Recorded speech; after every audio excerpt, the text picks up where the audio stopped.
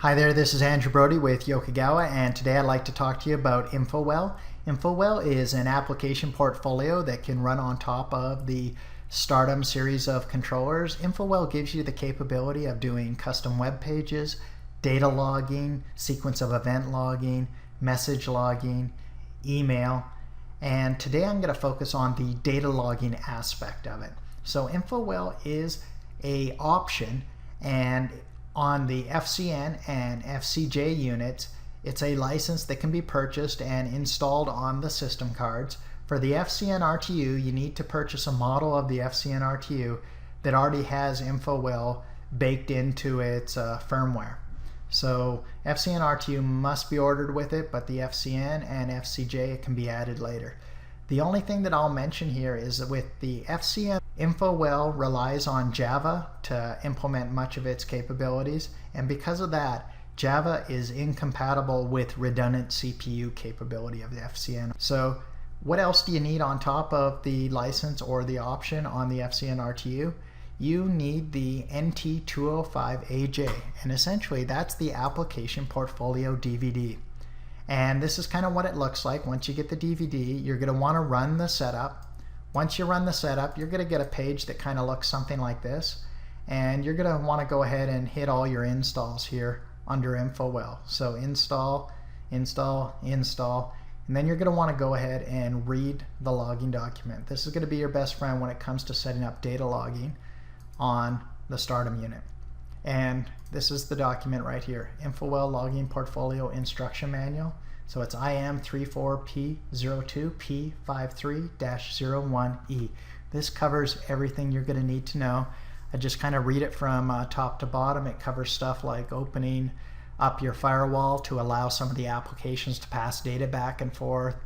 It goes into every little feature that you could ever imagine. It's a pretty good document. What I'm going to do in the video here is I'm essentially going to give you the reduced version of the document in video format. So what do you need to do to actually get this up and running? Well, the first thing you need to do is make sure you have an IP address in your STARDOM unit. So you need to make sure you have Resource Configurator installed. We have a different video on setting up the IP address, but essentially you'll go to Resource Configurator, IP address, make sure you got STARDOM attached on your network. Go ahead, do this, put in an IP address, and then you're going to establish a connection to it. Default username is STARDOM, all lowercase. Default password is Yokogawa, all uppercase. Go ahead, connect, and I'll kind of show you right here, use Java program. You got to make sure that that's checked. If it isn't checked, make sure it's checked, and go ahead and download it to your controller. And that's really all you need to do in Resource Configurator at this point. Okay.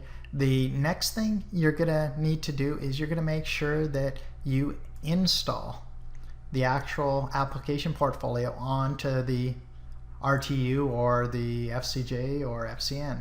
And if you did a default install of Infowell, you should get a directory called Yokogawa Infowell Setup. Underneath that, you'll see FCX Setup. When you run this, it's going to ask for the IP address of the controller you wish to set up. Once you do that, it's going to go ahead and put all the application portfolio onto your system card or your FCN RTU. Once that's been successfully done, you should be able to go to a web browser and type in the IP address. It may ask for a user ID and password. Once again, it's lowercase STARDOM for the user ID and all uppercase Yokogawa for the password.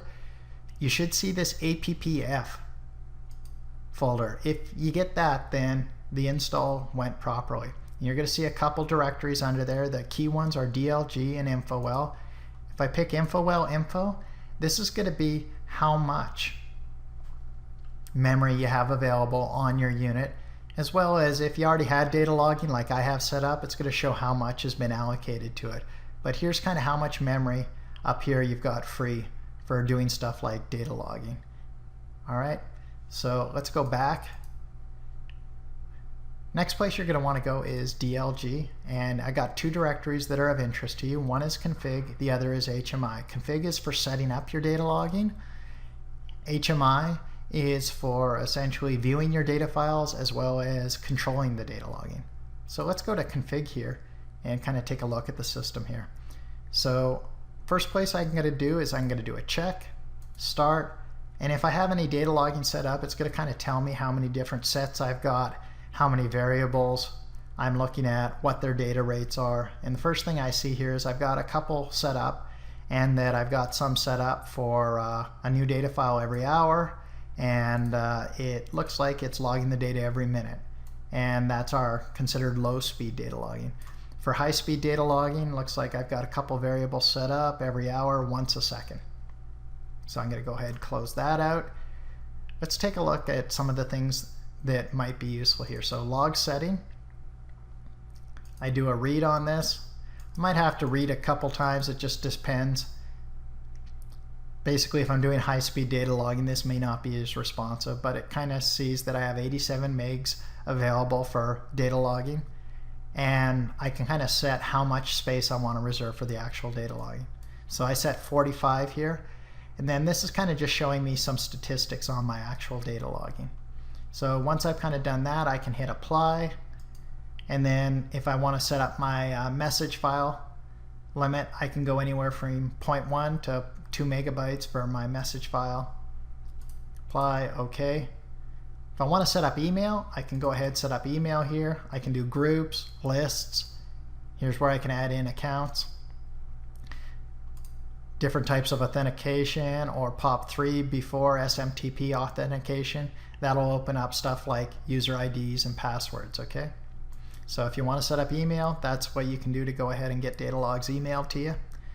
All right, under data here, if I right click and go new, this is going to allow me to set up my data logs. So first one I'm going to show you is low speed data logging. Okay, so I've already set this one up here. And the key things that you're going to want is this little checkbox here, auto start if stop. So essentially once you get that is when you download this, it's going to go ahead and start the data logging if it happened to be stopped. So it's going to make sure you're actually data logging if you have that checked. Okay. The other thing is you're going to want to give it a name. You're going to want to give it a title. And these are flexible to your needs. The actual menu tells you what your limits are in terms of the data length for these. And then different types of data logging like hourly, daily. You can do batches. You can do snapshots. Once you get into batches and snapshots, you can invoke triggers, and these can be variables that can do some triggers like up here. All right, and then here's your data acquisition, two different types, high and low speed. Low is essentially a minute or slower, high is a second to 60 seconds. And then here's your period, so low is 1 to 60 minutes and high is 1 to 60 seconds. Closing time, this is when it's going to close out the data log, so it's going to be 10 minutes past the hour. So 12:10, 1:10, 2:10, 3:10, okay? If you want to include some reports, you can go ahead and do that, daily, daily, monthly, monthly, yearly, stuff like that. If you want to have some emails, make sure you have your email set up, and then you can go ahead and send it out to a group. If you want to get triggers for stuff like batches and so on, you can go here and hit vars, okay? Now this assumes that you've already gone into Logic Designer and set up all the programs and variables you're going to want to run. So make sure you've kind of done your control program first. You've gone ahead and set up all your variables. Once you do, then you should be able to go ahead and get this. Okay, make sure you've set up your programs, you've downloaded it to your STARDOM unit, you've set it to run, stuff like that, and then all this should become available to you. Same goes for this page. This is where you actually take whatever is in here, drag and drop it, and place it in here. And that's kind of how you add your variables to logging. So once you do that, I've added a couple here. I've drug over kind of main sign 2. You'll be able to put in an engineering variable. Okay, degree. You'll be able to give them a label. This is what they're going to show up as in the data log. Say you had a binary file, binary data type, you could give on and off labels for them. And the other thing you can set is decimal or significant digits. This is essentially how many characters of each data item you're going to go ahead and log. So you can pick, I want 4 decimal places, or you can say how many significant digits. It's either or, you can't kind of set both. And then closing, you can say if you want a total of all of them, no total. And then same, you can do a report. Okay, average, minimum, maximum, those are some of the things you can kind of do as a basic report on it. Let's see, one more thing. On logging variables, you can have up to 40 of these in a particular data file. So you can add in 40 variables here. Header, this is kind of just some little information you can put at the top of each data file. And you can once again bring variables in, put labels. You can have up to 10 of these. So it's not kind of data logging every second or every minute. This is more just some header information at the top. So I'd primarily see this like, say, batch numbers, information that's pretty much static for that data log. And you can have up to 10 of those in there. Okay, so this is kind of the low-speed data logging setup here. So once everything's done, you hit apply, OK, and you can exit out. Let me show you high-speed data logging. And there's some tricks to high-speed data logging. So once again, all this is pretty much the same. We've already seen this all before. Logging variables. Now this is where everything changes a little bit. To do high speed, you got to do a little work in Logic Designer. So let me kind of show you this. Okay, so here's my Logic Designer program. First thing you're going to need to do is you're going to need to go up here and go Libraries, Insert, User Library, and you're going to want to make sure you install the data logging library. And that's right there. Make sure this guy's installed. I've already gone ahead and installed it. You can see it over here. Okay, that was part of your DVD install. It said POUs. These are the POUs it installed for the high-speed data logging. Once you've done that, the next thing you're going to want to do is go down to your task here, and you're going to want to go ahead and insert a program instance. You're going to insert a program instance of this type, okay? And you're going to name it the exact same. So SD_DLG_HS_admin. And then you're going to go ahead, hit OK, and put it in. So you can see I've already done that here. The only trick with this is under your task cyclic settings. See how it's running 100 milliseconds for my tasks? You got to make sure that this is at least some factor.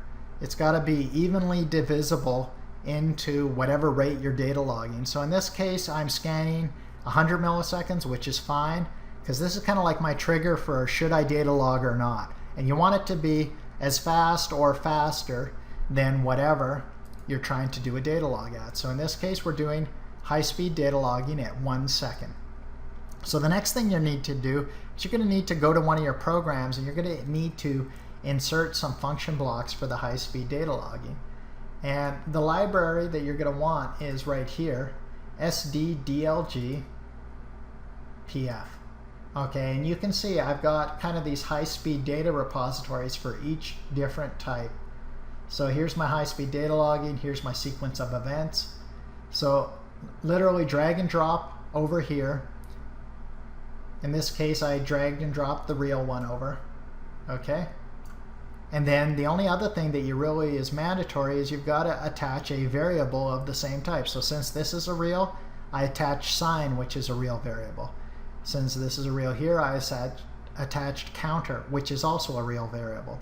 The only other thing that you might want to do is if you're kind of doing a batch-based data logging, you're going to want to make sure your batch trigger is attached to this item here.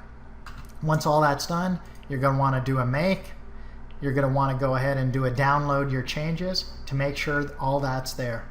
And then that should essentially cover you for your high-speed data logging. So any variables you want to do high-speed data logging on, you make sure you got them attached to the appropriate POU. And what you're going to see is, here's the name of the first POU, that's the second. These are going to become available inside your data logging configuration system. Okay, so if you don't like the default names, make sure you rename them so that they kind of make sense to you when you get back here, okay? Because when I go vars, anyone that was in a high speed is going to kind of show up here. So in this case, it wasn't showing sign, wasn't showing counter, it was just showing the default names. But I went ahead and renamed my label to account for that. All right, so just be aware of that. Now, if you went ahead and made some changes to Logic Designer and re-downloaded your program, but you already had your web page up or you already had this up, you may need to kind of exit out of it and then come back into it to make sure it gets a refresh set of what variables are available for you. Okay, so once everything's done here, apply, okay. Then the last thing you're going to want to do once that's all set up is you're going to want to go ahead and download that to the controller. That's going to go ahead, send it on down to the controller and get it running. Once that's done, you're going to want to go ahead and go to this page here. So I've got it done here, but it's appf dlg hmi, and then you're going to type in control.htm. It's not completely browsable. This is more kind of like special for administrators. This here is going to kind of show you what's running in terms of your data logs and give you the choice to stop. If you add triggers, it's going to show up the state of your trigger over here. If you need to, you can do a refresh, stop all, start all. So this is just an important page for you to be aware of as well. Okay, beyond that, what kind of neat things can we do? Under Infowell here, Logging Portfolio, we've got a few things. We got Logging Configurator. This is essentially a PC version of the web-based Logging Configurator that we've seen actually running off the STARDOM unit. So this is just a Windows application you can go ahead and run, and this will allow you to do configuration from your PC instead of a web page. The other thing we're going to see is Logging File Collector. This can be set up to automatically go in and retrieve the data files from the STARDOM unit. So I've already got that running here. Let me show you what it looks like. By right-clicking on it, Operation Log, that'll kind of tell you kind of like background on how it's been operating. Settings, this is where you're going to want to go ahead and add in the units that you want to go ahead and get the information from. So you're going to put in your IP address, username, and password. You're going to want to give it a directory where to dump the data files. You're going to say how often you want to go in, so 10th minute of every hour, once an hour, or you can kind of put days in there as well. The other thing that's available for you here, and you get this by right-clicking on it, is you can go manual collection, and that'll just go out and get whatever data files are currently on it. If you don't want to go that route, I'll show you another way to get to it. You can go up here and type in FTP